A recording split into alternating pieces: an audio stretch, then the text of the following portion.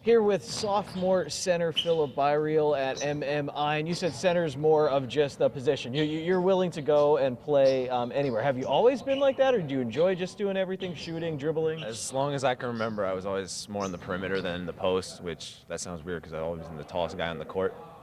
But I've always been one of the best shooters on my team, one of the best ball handlers, so it just kind of happened naturally. But when I was growing up in the Hazelton area, there wasn't a lot of taller guys for us to play with, so it was kind of like, I would say stereotype, but yeah, the bigger guys didn't shoot. And that, do you think that's changing a little bit? Oh, I think it's definitely changing. I don't really know many pure post players anymore, especially if you look at like Hazelton with Josh Samick. He's a center, but he shoots probably more than most of the other guys on his team, so it's definitely changing. Tell me about freshman year a bit. You're playing AAU in that, but what's it like coming up on the varsity level here at MMI?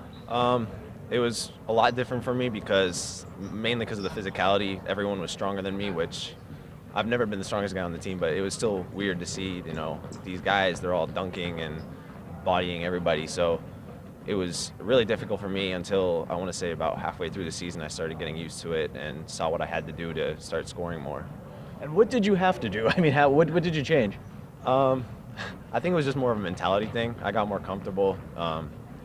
At first, I was a little reluctant to take some shots because my team, all the seniors and juniors didn't want to get on their bad side for taking all these shots. But towards the end of the year, I realized, just confidence-wise, I was like, I think I'm the best player on the team without sounding like arrogant. Yeah, but so most of it was just confidence, but my shot also felt a little bit better towards the end of the year, more consistent. So.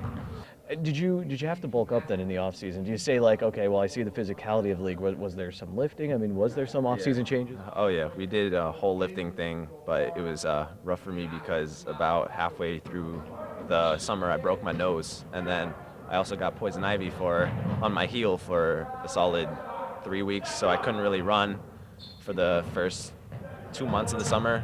And I lost weight too after the surgery for my nose. So I really had a solid month or so that I actually did lifting, and I gained about 8-10 pounds, which I thought was good for the month, but it's still got to get up, and I still got to get more athletic. So you don't have to answer this because in basketball, poison ivy, man. You out in the woods? I mean, Boy Scouting? Or no, I was walking around my neighborhood, and I had slides on, and I guess I just stepped somewhere wrong. I was on the street too, I thought, and then I guess not. So it's crazy, right? You never know.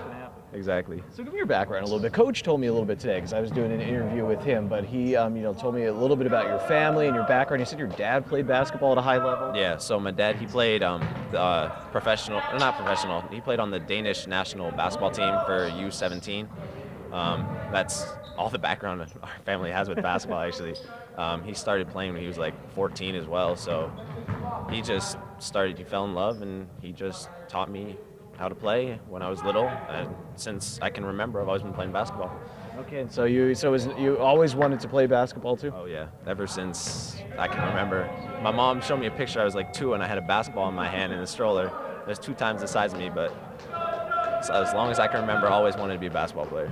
Is your dad tall too? I mean, did you guys always have the height? Or? Yeah, my dad, he was 6'9", so he was a big guy too. So he also taught me a lot about shooting. So I never really saw him post either, so he was also one of those shooters, tall, big guys. So, especially coming to MMI, a big part was Joe, because everybody loves Joe, and I'd always seen him at tournaments and stuff, and he would come talk to me, and he was really nice. So I love the way he coaches, and I can't wait for the next 2 years with him. I wanted to close. Coach was telling me, kind of like what you mentioned. He said guys want to shoot anymore. He said not even so much dunking that. You can dunk. I've heard that. I mean, do you still enjoy that part of the game? Or? Oh yeah, definitely.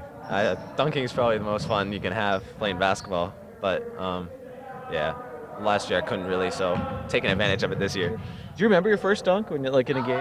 Or the first dunk I ever had, that was 8th grade into 9th grade at the MMI basketball camp. Johnny Stish, who used to go here, threw a little lob, and it was really weak, but I counted it. You heard Byriel mention one of the reasons he came to MMI was Coach Joe Flanagan. Well, we'll be talking all about Joe Flanagan on the next Out of Left Field here on SSPTV coming in December.